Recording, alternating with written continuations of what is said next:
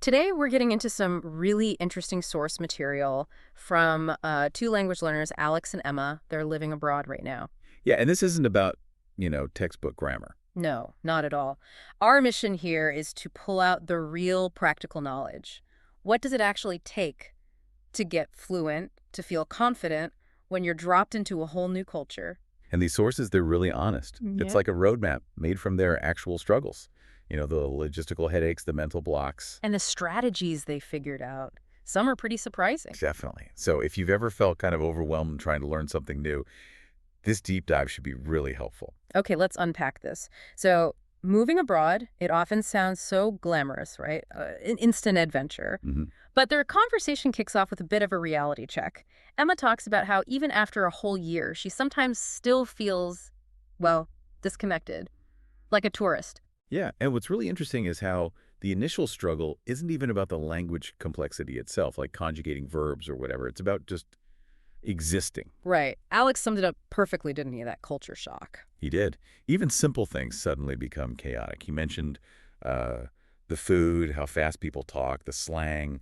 Mm. Even just figuring out the bus schedules is like a constant low-level stress. This sounds exhausting, honestly. And Alex had that story. It really shows the pressure, the logistical pressure, when the language fails you. Oh, yeah, the nightmare day, getting lost 3 times. 3 times. Because he couldn't quite read the signs. Right. Phone died, and suddenly he had to rely on his, shaky language skills just to get home. That kind of high-stakes situation, it just magnifies the core problem, doesn't it? Absolutely. And that logistical fear, like you said, it amplifies that huge psychological hurdle they both talked about. Yeah. The dread of making a mistake in public. Which brings us to, I think, the biggest shift they had to make, how they thought about errors. Exactly. Alex was really clear. Fluency didn't start getting better until they stopped obsessing about being perfect. Okay, but people always say that, right? Don't worry about mistakes, just speak. What made their realization different? How do you actually do that when your brain is telling you you sound silly? Well, I think they internalized that the stakes were actually Yeah. pretty low most of the time. Yeah. A mistake wasn't some huge social failure. It was just information, data. Data, how do you mean? Emma started seeing every error, even the really embarrassing ones, like asking for the wrong utensil in a meeting. Ha!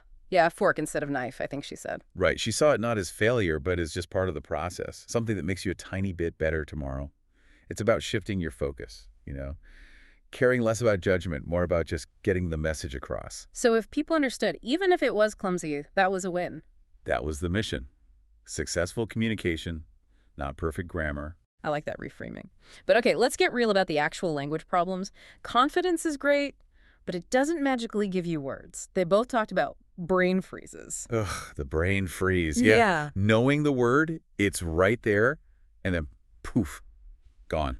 Right when you need it. That's bad enough casually, but Emma found it really crippling at work, didn't she? Totally. In meetings especially. Because colleagues talk fast, they use jargon, industry slang, stuff you never see in textbooks. Exactly.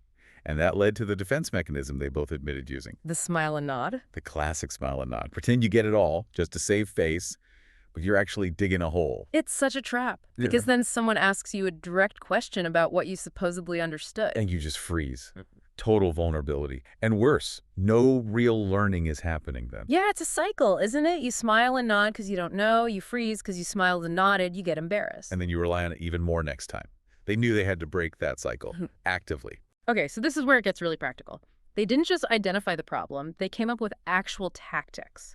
Language hacks, sort of. Yeah, stuff you probably wouldn't focus on in a typical language class. Tactic 1. Immediate note-taking, especially right after those tough work meetings. Yeah. If they heard a phrase, some slang, a sentence structure that threw them off, they wouldn't just let it go. They wrote it down, like right there. Right there, or as soon as they could. And this wasn't just for later review, it was psychological. It stopped that unknown thing from just getting filed under stuff I smiled and nodded at.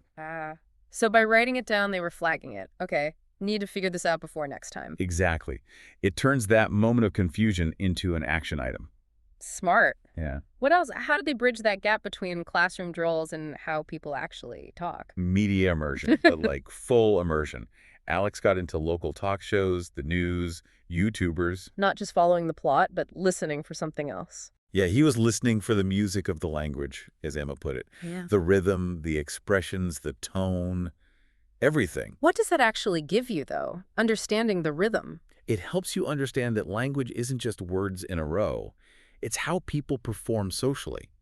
Textbooks teach pronunciation, maybe, but not where people naturally pause or which words they stress or the little filler sounds they use. Like, or like, or you know. Exactly. That natural cadence is what makes you sound like you belong, maybe even more than perfect grammar does. That makes so much sense. Textbooks just don't prepare you for, hey, what's up, or you good. You need to hear it used. Oh, definitely. And they had that funny example, remember, decoding casual phrases, like realizing, no worries, Oh, yeah. They thought it meant don't worry now because something else is coming to worry about. right? That literal translation trap. It's so common. And the moment they got it, that no worries just means it's fine or okay. That was like unlocking a new level. It wasn't just language, it was culture. Those little signals, as they said, they make English feel alive. It's the difference between just knowing the code and knowing how people connect with the code. Speaking of connection, let's shift to the emotional side. Section 3. This part really struck me. They both talked about loneliness. Mhm. Even with all the excitement of a new place, that feeling hits different when everything around you is new. It's such an important thing to acknowledge. Your usual support, network, friends, family, routines, it's just gone. And that loneliness, it's not just being sad, it's also constant mental work. Every single interaction takes effort. Right. So Alex's solution wasn't just, hitting the vocabulary books harder. It was finding community. Specifically, that language exchange group he joined. And the way it was structured sounds really smart. Meet once a week, talk in English for half an hour. Then switch to their native languages for the other half. Why that split? Why not just power through in English for the full hour? Well, thinking about the bigger picture, that structure gives you kind of mental safety net. You work really hard for 30 minutes, pushing yourself in English, real communication. Okay. Then you get an immediate reward. You switch, relax, socialize in your native language. It stops it feeling like pure torture. It makes the whole thing sustainable, less burnout. Ah, so it's dedicated practice, but low pressure. Yeah. And you find people who actually understand starting over, people who get it. Exactly. That emotional backup helps carry the weight of constantly adapting, and it all feeds back into that core idea they kept coming back to. That speaking English isn't just grammar. It's about confidence. And where did they say that confidence came from? From doing, Oh, not geez. just studying. They stopped waiting to feel ready. They learned by actually speaking, forcing themselves to participate, even when it felt awkward or clunky. It's that shift, isn't it? From passive learning to active participation. That's when fluency starts to feel possible. It really is, like learning to swim. You can read about it forever, but until you jump in, You might splash around a bit. but you learn to float pretty fast. And that momentum keeps building until you hit what they called a real milestone. Section 4, dreaming in English. Ah, the dreaming moment. Yeah, that's such a great indicator. It means the language is truly getting integrated subconsciously. Both Alex and Emma mentioned that specific feeling, didn't they? Waking up slightly confused, thinking, wait, did I just sort out my phone bill in English? In my sleep. That's your brain basically saying, okay, fine, we live here now, switching modes. No conscious effort needed anymore. So how did they describe fluency once they felt they'd kind of arrived? In their words, it was like, you stop thinking about English and you just live it. It stops being a subject you study. And it just becomes part of you, like walking. You don't think about how to do it, you just do it. So wrapping this up, what's the big takeaway here? For you listening, maybe learning a new skill yourself, their journey, it's a really powerful map. It shows that the challenges, language, culture, even your own self-doubt, they actually make you stronger, wiser. And that the real path to getting good isn't chasing perfection. It's focusing on communication, just connecting. Yeah, and look where it's led them. They're already thinking about using what they learned. Emma wants to start a YouTube channel for other learners. Sharing these exact kinds of tips. Exactly.